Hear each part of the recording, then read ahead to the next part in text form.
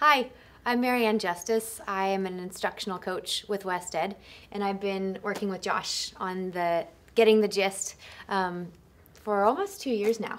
And I can't tell you how amazed I am by the progression as Josh was describing in these lessons. It's really fantastic to see.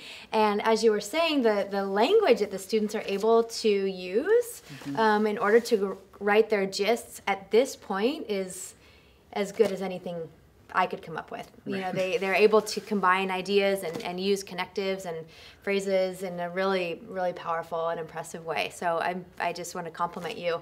Thank you very much. Yeah, absolutely.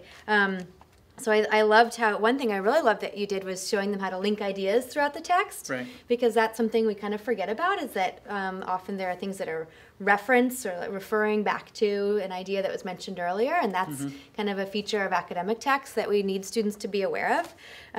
I also liked how you showed them to use the possessive to condense the text. So instead of saying of Portugal, you said Portugals, right? The possessive. Yeah, exactly. And that little modeling there is a strategy that then your students are going to be able to take and use anytime they see a similar, sort of structure like that, which is fantastic. And you even talk to them about condensing ideas, which is great because that is one of the new ELD standards, right? And I think we talked a little bit about this. We did. Yeah, this lesson is really great for that because the first part is interacting in meaningful ways, the first part of the new standards, which I think anyone can see is certainly happening in this lesson.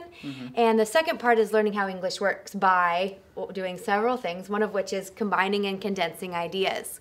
So the fact that you're making that explicit for your students is great, because now you're really making them aware of what they're doing as well as what kind of language we use when we do that.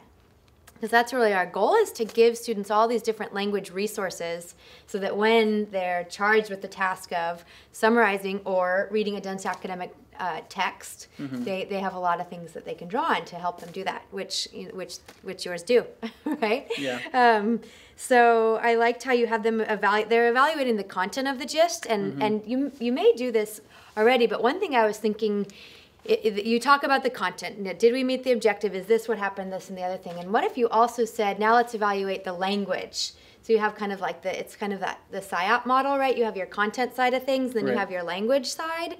So what if then you talked about, well, what kind of language did they use? What are some good sort of connective words that we saw that they use that help us combine these ideas?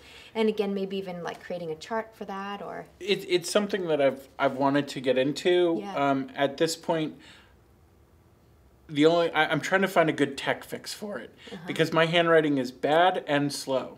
So if I could, I'm trying to get a way to capture an image of their writing and then work with that on the screen. But I think it's a really good point, and I think teaching the language part of it explicitly would advance their progression in their writing much, much faster. Right. Especially, I mean, there are some students, as we saw, who know how to use phrases such as whereas or while.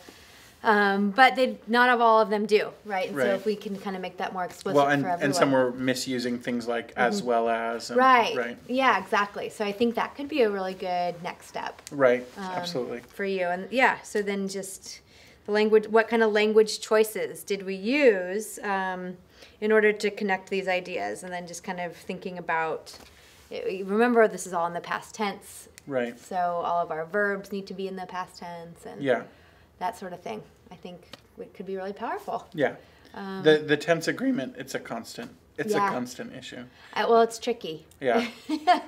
Well, yeah, especially when you're changing between different versions of the past. And yeah.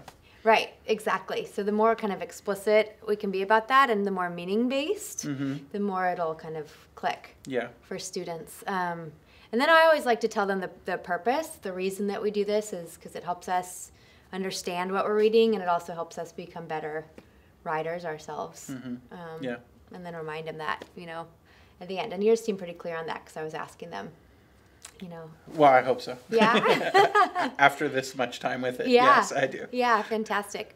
Okay, well, thanks so much, Josh. Really appreciate it. It's been a pleasure. Thank you. Yeah.